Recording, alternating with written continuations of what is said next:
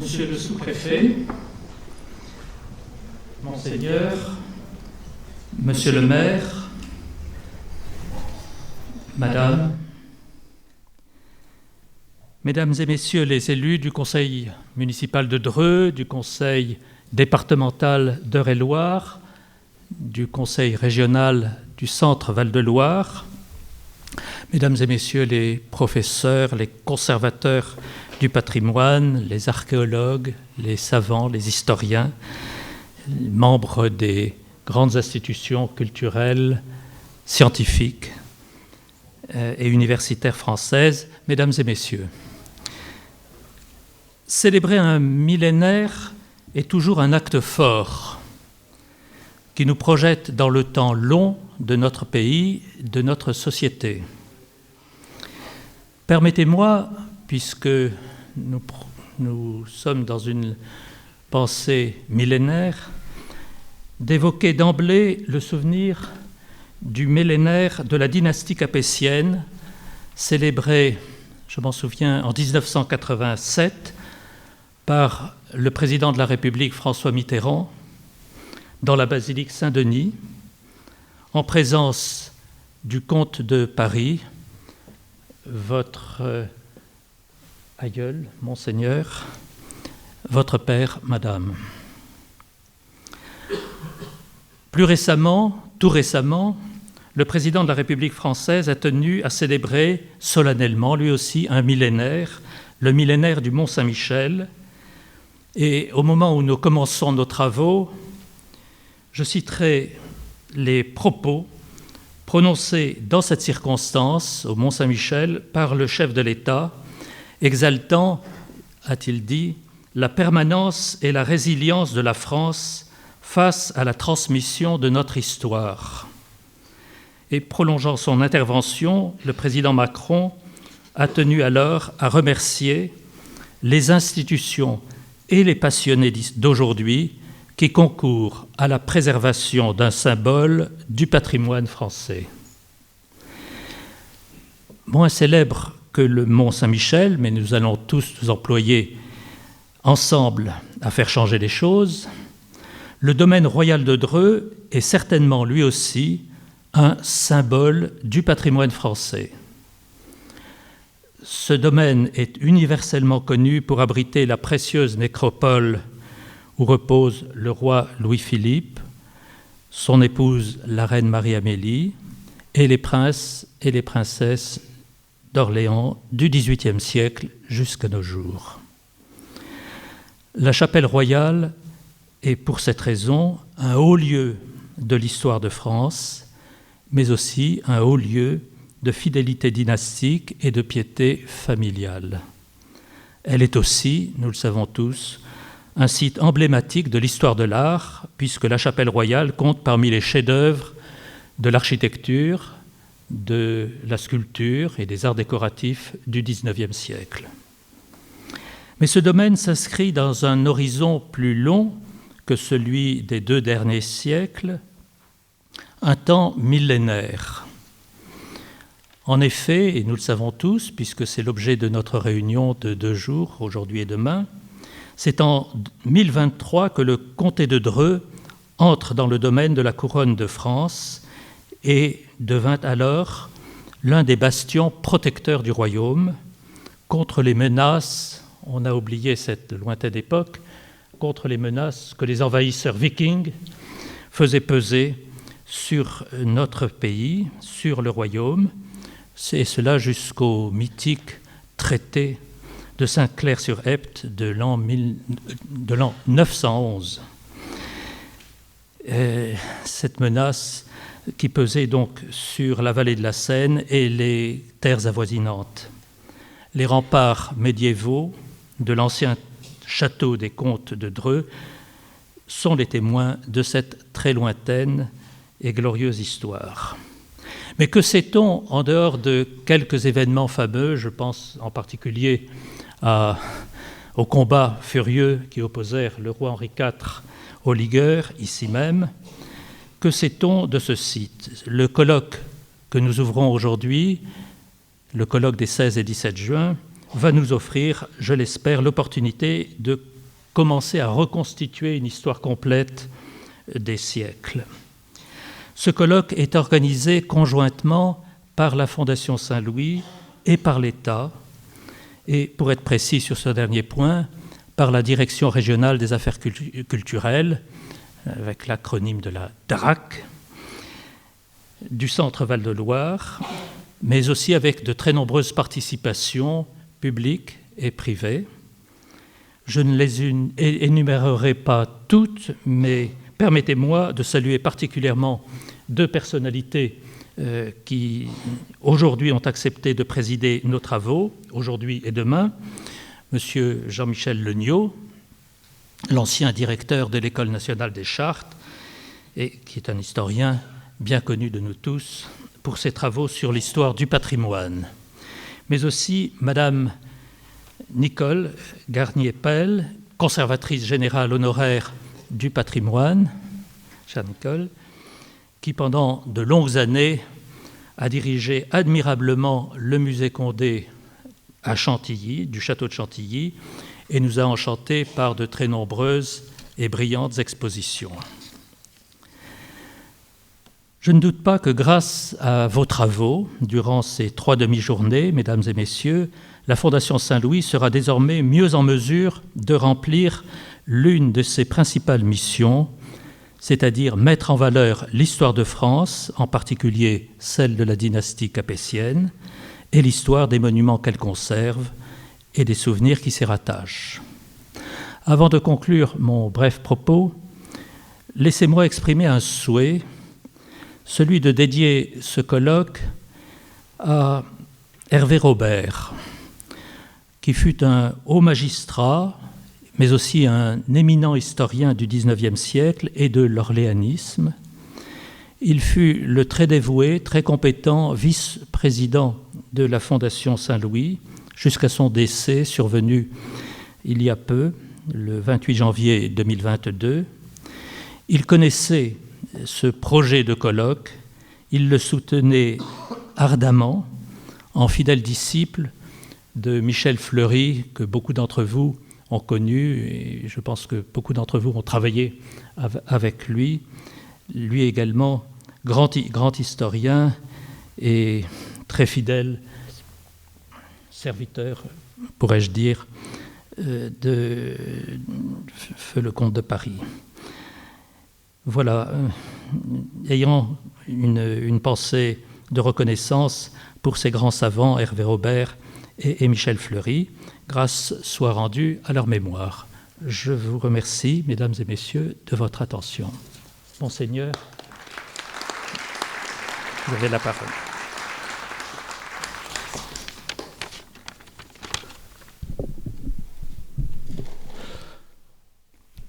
Monsieur le sous-préfet, monsieur le maire, monsieur l'ambassadeur et président de la Fondation Saint-Louis, madame, mesdames et messieurs les élus, mesdames et messieurs, chers Drouais, 1000 ans d'histoire, ce n'est pas rien. L'histoire d'une relation riche entre les princes de notre maison et Dreux, entre le domaine royal et notre belle région. Tout au long de ces deux journées, de nombreux intervenants, que je remercie infiniment de leur présence, vont vous faire vivre, entre autres, les moments forts de cette relation. Dreux a été et reste un lieu privilégié à la croisée des chemins entre l'Île-de-France, la Normandie et les plaines fertiles qui s'étendent jusqu'à la Loire. Les rois ne s'y sont pas trompés, en particulier Robert le Pieux, le fils du Capet, qui en 1023 fait entrer Dreux dans le domaine royal, un domaine à l'aube de son développement, au milieu des fiefs des grands seigneurs. Et depuis, Dreux et le domaine royal ont toujours vécu en plus petit ce que notre pays a vécu en grand. En 2023, Dreux est toujours à la croisée des chemins, ceux de la réalité d'aujourd'hui et ceux de l'histoire. L'ancien sous-préfet de Dreux, Wassim Kamel, l'avait bien compris lorsque nous avons monté en 2018 le programme La Nation en partage pour permettre aux jeunes générations de Drouais de mieux appréhender nos racines, en particulier autour de la visite du domaine royal et de sa chapelle. Le patrimoine pour mieux ancrer les jeunes générations ou le grand public dans ce beau territoire qui est le nôtre. Voilà un exemple parmi d'autres des liens vivants qui ont pu être tissés entre le domaine et son environnement. L'histoire de ces 1000 ans fourmille d'exemples, dont certains seront évoqués ici. Je vous souhaite donc vraiment de profiter de ces 2 jours pour découvrir ou redécouvrir ce beau patrimoine qu'est le domaine royal. Je vous remercie infiniment de votre attention.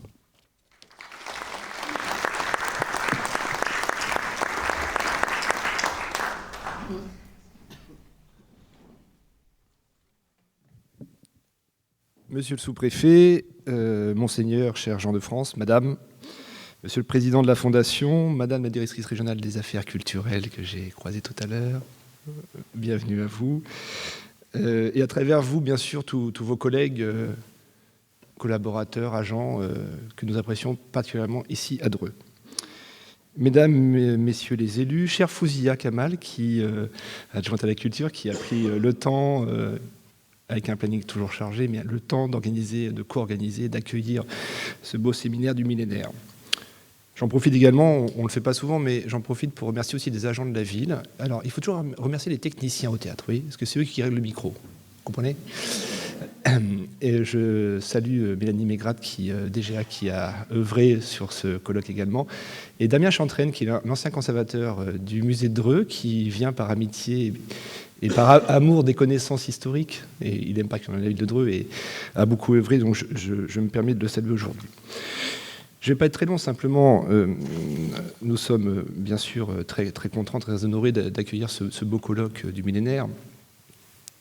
C'est l'occasion aussi pour moi de vous dire que la ville de Dreux, c'est bien sûr le domaine royal de Dreux, mais c'est aussi 11 monuments classés historiques, et encore récemment, avec le sanatorium, qui était un énorme travail, avec, bien sûr je vous regarde parce que vous êtes particulièrement au courant de ce dossier, qui permet à la fois de le classer puis de le faire vivre par la suite. Je pense bien sûr à l'ancienne crèche municipale qui est à côté du musée, que nous avons réhabilité pour la Maison des Femmes et bientôt la Maison du Vélo, en respectant le patrimoine, et le sanatorium dont les travaux vont commencer dans quelques semaines et qui va permettre d'accueillir des nouveaux habitants dans un ensemble complètement restauré avec Histoire et Patrimoine, qui est un des leaders français dans ce domaine-là.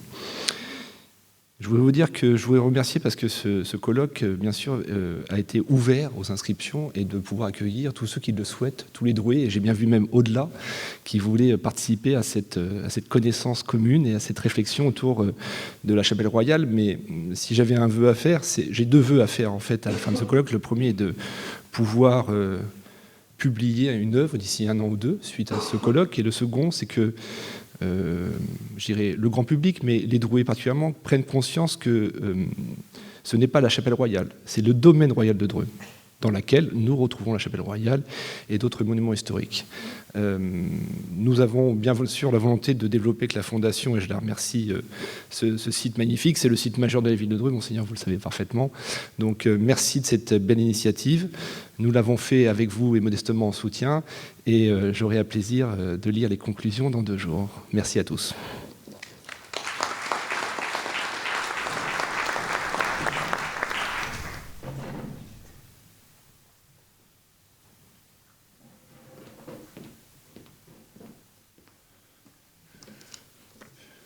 Monsieur l'ambassadeur, président de la Fondation, Monseigneur, Monsieur le maire, Mesdames et Messieurs les élus, Madame la directrice régionale, la voilà, Madame, Mesdames et Messieurs les professeurs, chercheurs et conservateurs, Monsieur le secrétaire général de la Fondation, chers collègues, Mesdames et Messieurs.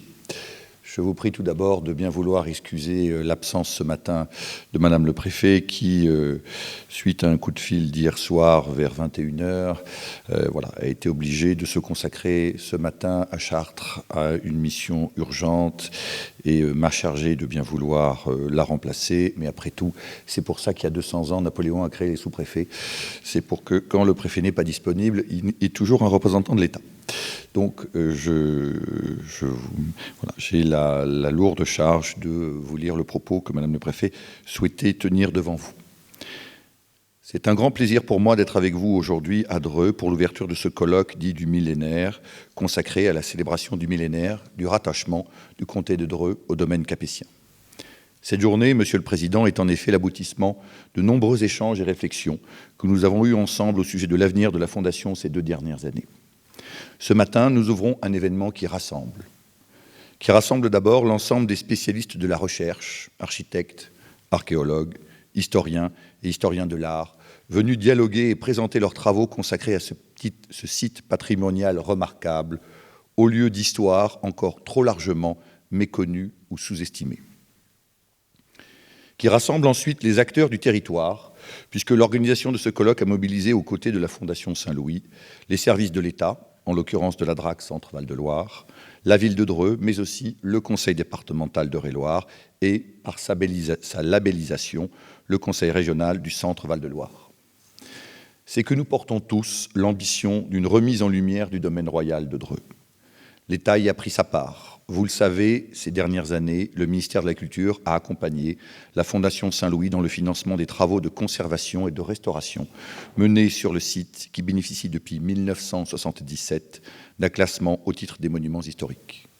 Depuis 2011, le soutien financier de l'État s'est ainsi élevé à plus de 1,2 million d'euros pour un montant total de 2,7 millions de travaux subventionnés. En parallèle, le travail d'inventaire mené depuis plusieurs années par la Conservation régionale des monuments historiques a permis de proposer l'année dernière un classement de 2 ensembles mobiliers au titre des monuments historiques.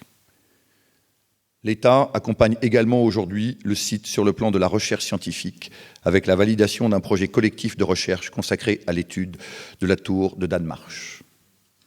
Enfin, le rapport sur l'avenir de la Fondation, présenté par le ministère de l'Intérieur et le ministère de la Culture, a permis de tracer des perspectives de développement et de partenariat, et je suis heureux de les voir aujourd'hui se concrétiser avec la tenue de ce colloque et la nouvelle dynamique engagée.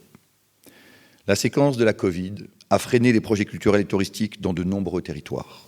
Mais nous allons aujourd'hui pouvoir réaliser l'ambition que nous portons pour le domaine et pour le département, celle de mettre en valeur ce site au sein de notre territoire aurélien et d'en faire un atout pour son attractivité et son développement. Un atout touristique pour des Français que nous savons passionnés d'histoire et de patrimoine, à commencer par les Franciliens à qui nous pouvons offrir la découverte d'un réseau de sites naturels et patrimoniaux d'exception, les châteaux d'Annette et de Maintenon, les vallées de l'Eure et de la Blaise et bien évidemment le domaine royal de Dreux. Un atout également pour séduire et attirer de nouveaux habitants sur le territoire par le déploiement d'une offre culturelle de qualité, régulièrement renouvelée et enrichie. La tenue de ce colloque de haut niveau, gratuit, ouvert à tous, en partie organisé au sein d'un équipement de la ville de Dreux, ce théâtre, est une des premières pierres posées à cet édifice. Il permettra de mettre davantage encore en lumière ce domaine royal que les Euréliens pourront découvrir ou redécouvrir, ainsi que le déploiement d'une offre culturelle autour du site et dans la ville. La mise en place d'une programmation et d'un parcours refondu sont ainsi une autre étape importante, tout comme l'ouverture plus large de son magnifique parc, également prévue. Je sais les collectivités territoriales, la ville de Dreux, la communauté d'agglomération, mais aussi le conseil départemental, peuvent être un relais et un appui en termes d'organisation d'événements, de publicité, de communication et participer ainsi à ce que le site gagne en autorité et accueille à l'avenir des visiteurs toujours plus nombreux. Monsieur le Président, je vous remercie encore pour votre invitation qui m'offre le plaisir de voir prendre forme les projets que nous avions de longue date envisagés ensemble. Et je vous rappelle que c'est Madame le Préfet qui s'exprime. Il ne me reste qu'un souhait, et je crois que vous le connaissez, celui de savourer ici, sur la terrasse, au sein d'un établissement de qualité, sur la terrasse donc, de la Chapelle Royale, au sein d'un établissement de qualité, une tasse de ce délicieux thé d'Aman, produit à quelques centaines de mètres. et profiter ainsi de ce que l'Eure-et-Loir offre de meilleur. Je vous remercie.